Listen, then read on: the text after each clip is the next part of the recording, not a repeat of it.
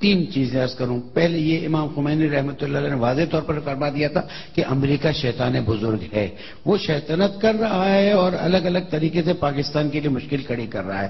Number دو یہ کہ کسی کو بھی جب سزا ثابت ہو جائے معاف نہ کیا جائے, سزا دی جائے. قصاص کے حکم کو معطل کس نے کیا تھا؟ جس نے معطل کیا ہے اس کو بھی سزا ملنی چاہیے. اور شریعت کورٹ کہاں ہے؟ بالکل صحیح بات.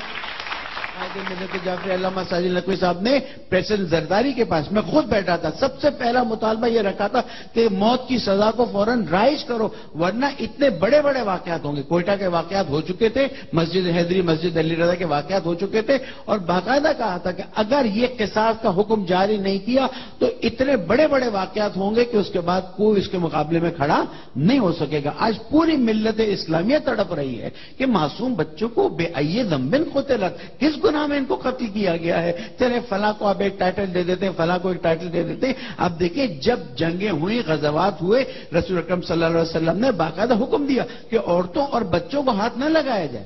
تو یہ کون سا اسلام ہے جس کی تشریح اس طرح سے کی جا رہی ہے اور اس طرح سے معصوم بچوں کی جانیں عرض کروں. پہلے یہ امام خمینی رحمۃ اللہ علیہ نے واضح طور پر فرما دیا تھا کہ امریکہ شیطان بزرگ ہے. وہ شیطنت کر رہا ہے اور الگ الگ طریقے سے پاکستان کے لیے مشکل کھڑی کر رہا ہے.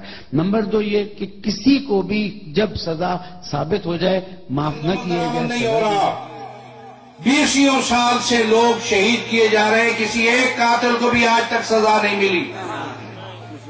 نیشنل سیکورٹی پالیسی بن رہی ہے 6-7 مہینوں سے, ابھی تک بن نہیں پائی.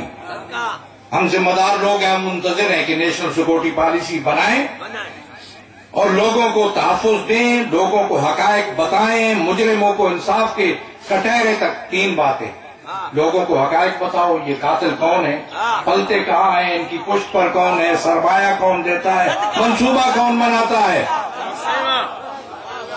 اور پھر وہ لوگ جو قاتل ہیں ان کو انصاف کے کٹہرے میں لاؤ,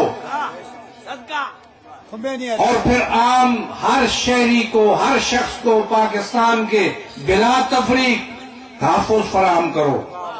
اور چوتھی بات یہ ہے کہ جو سزائے موت اس ملک کے اندر تھی اور آپ نے معطل کی اس حکمرانوں نے, اس کو واپس لاؤ. قرآن کا حکم ہے وَلَكُمْ فِي الْقِصَاصِ حَيَاتٌ يَا أُولِي الْأَلْبَابِ, عقل مندو, قصاص کے اندر قوموں کی زندگی مضمر ہے.